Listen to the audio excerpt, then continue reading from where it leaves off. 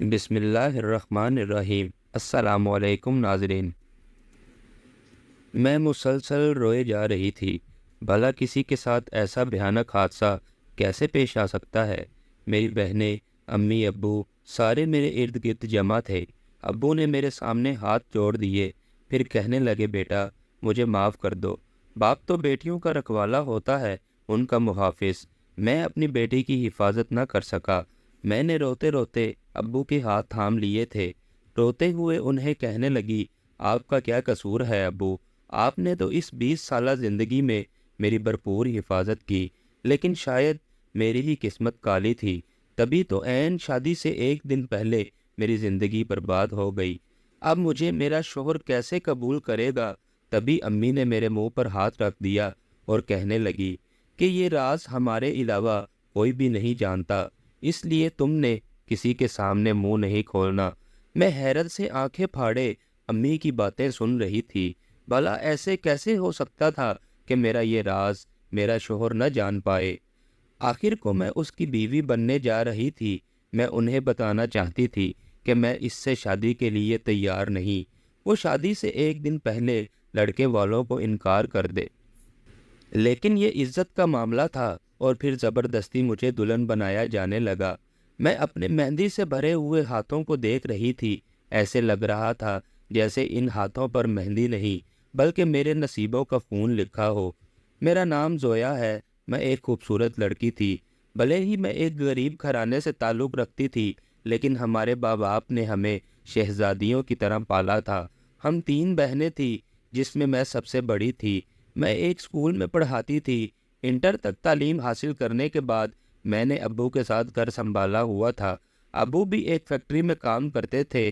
گو کہ اب وہ بڑھاپے کی دہلیز پر قدم رکھ چکے تھے، لیکن ابھی بھی ہم انہیں اپنا بادشاہ ہی سمجھتے تھے اور ہم ان کی شہزادیاں بن کر اس گھر میں راج کرتی تھی۔ ابو نے ہماری زندگی میں کوئی کمی نہ آنے دی تھی، لیکن اب میری عمر 20 سال ہو چکی تھی جب ابو کے جاننے والوں میں سے میرے لیے ایک رشتہ آیا۔ لڑکا بہت اچھا اور خوبصورت تھا اور پڑھا لکھا بھی، اسی لیے امی ابو نے ہاں کر دی۔ میں نے بھی اس لڑکے کو صرف تصویر میں دیکھ رکھا تھا۔ پھر گھر میں شہنائیاں بجنے لگی اور میری شادی کی تیاریاں شروع ہو گئی۔ امی ابو نے بچپن سے لے کر آج تک پائی پائی جمع کر کے میرا جہیز جمع کیا تھا۔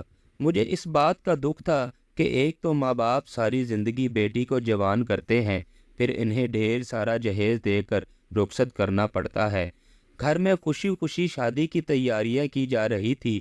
امی کے سونے کے بندے رکھے تھے، انہوں نے اسی میں سے میرے چھوٹے چھوٹے بندے اور لاکٹ بنوا دیا، کیونکہ سونا اس قدر مہنگا تھا کہ خریدنا بہت مشکل تھا۔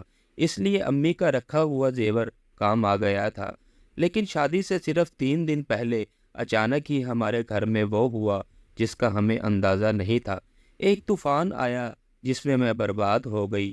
وہ 3 ڈاکو تھے جو اچانک دیوار کود کر آ گئے۔ ابھی شادی کی وجہ سے کوئی بھی مہمان نہیں آیا تھا، ایسے میں ہم گھر پر اکیلے تھے۔ انہوں نے نہ صرف سامان لوٹا، میرے زیورات لوٹے، بلکہ میری عزت بھی لوٹ لی۔ انہیں شاید پہلے سے ہی معلوم تھا کہ میں دلہن بننے والی ہوں، اس لیے مجھے برباد کرنے میں کوئی کسر نہ چھوڑی۔ اب میں زاروں قطار رو رہی تھی کہ کس کے سامنے جا کر فریاد کرتی، میری تو زندگی برباد ہو گئی تھی۔ لیکن امی ابو نے مجھے یوں ہی رخصت کر دیا۔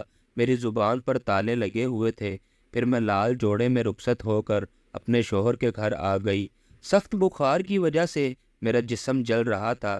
جیسے ہی میرا شوہر کمرے میں آیا تو مجھے یوں بخار میں تڑپتا دیکھ کر وہ حیران رہ گیا، لیکن میری طبیعت کی وجہ سے اس نے مجھے ہاتھ بھی نہ لگایا۔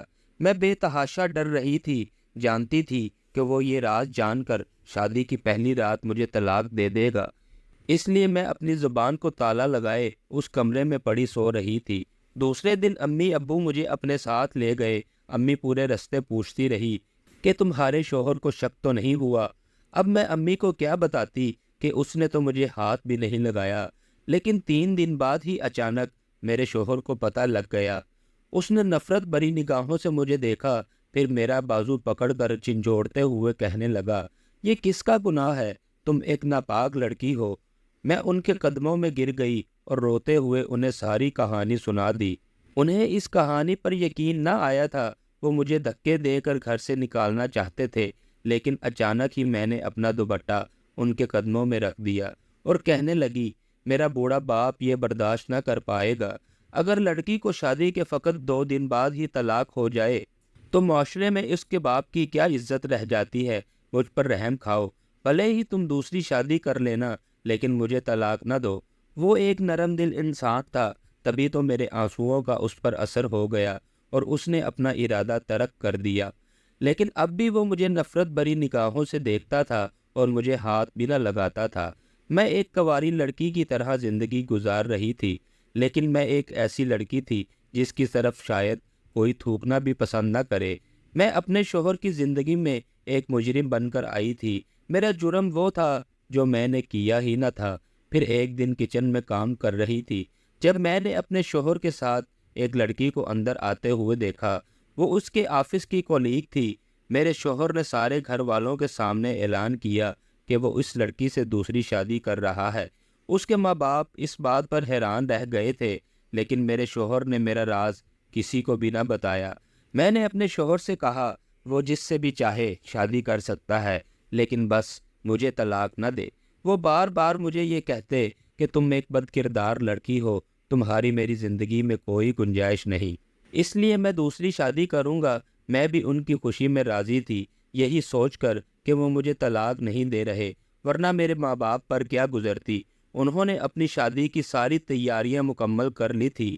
وہ جلد ہی اس لڑکی سے شادی کرنے والے تھے، لیکن ایک رات تھکے ہارے واپس آئے۔ اس رات میں حیران رہ گئی جب وہ میرے سامنے آنسو بہا رہے تھے۔ میں نے ڈرتے ڈرتے ان آنسوؤں کی وجہ پوچھی تو وہ کہنے لگے، جس سے میں شادی کر رہا ہوں وہ لڑکی بھی ٹھیک نہیں۔ کیا مطلب ہے آپ کا؟ میں حیران ہو کر ان سے پوچھنے لگی۔ اس کے میرے علاوہ بھی اور 2 لڑکوں سے چکر چل رہے تھے اور ان دونوں لڑکوں کے ساتھ وہ کئی راتیں گزار چکی ہے۔ تب میں نے سر جھکا لیا، پھر اپنے شوہر سے کہنے لگی، میں شادی سے 3 دن پہلے تک بالکل پاک صاف تھی، لیکن کیا جانتی تھی کہ اس معاشرے میں انسان نما درندے بھی گھومتے ہیں جو مجھے برباد کرنے میں کوئی کسر نہیں چھوڑیں گے۔ اس میں میری کوئی غلطی نہ تھی، شاید میرے نصیب میں یہی لکھا تھا۔ اب میرے شوہر نے بھی بڑا دل کیا اور مجھے اپنی زندگی میں قبول کر لیا۔ میرے لیے یہی بہت تھا۔ اب میں ان کی جی جان سے خدمت کرنے لگی۔ پھر ہم دونوں میں محبت قائم ہو گئی، جو شاید ہی کم ہی میاں بیوی میں ہو۔ ان کی نظروں میں معتبر ہو چکی تھی اور پھر میرے سسرال والوں نے بھی مجھے قبول کر لیا، کیونکہ میں نے اپنی خدمت سے ان کے دل میں جگہ بنا لی تھی۔ شکر تھا کہ خدا نے میرے لیے راہ ہموار کر دی، ورنہ اس مشکل زندگی میں جینا آسان نہیں تھا۔ اگر میرا شوہر شادی کی پہلی رات ہی مجھے طلاق دے دیتا تو پھر کہ شاید لوگ مجھے خودکشی پر مجبور کر دیتے، کیونکہ ایک طلاق یافتہ عورت کو یہاں جینے نہیں دیتے۔ ان کی نظروں میں وہ لڑکی ٹھیک ہے جو اپنی مرضی سے لوگوں کے ساتھ عیاشی کرے یا پھر اپنی زندگی میں آزاد ہو، لیکن پردے دار لڑکی سے اگر زندگی میں کوئی غلطی ہو جائے یا اس کے ساتھ کوئی حادثہ پیش آ جائے تو لوگ اسے تانے دے دے کر اندر ہی اندر مار دیتے ہیں۔ لیکن میں خوش نصیب تھی جو مجھے ایک اچھے انسان کا ساتھ مل گیا تھا۔ ناظرین، یہ ویڈیو آپ کو کیسی لگی؟ کمنٹس باکس میں اپنی رائے کا اظہار کریں۔ چینل پر نئے ہیں تو لازمی سبسکرائب کر لیں۔ شکریہ۔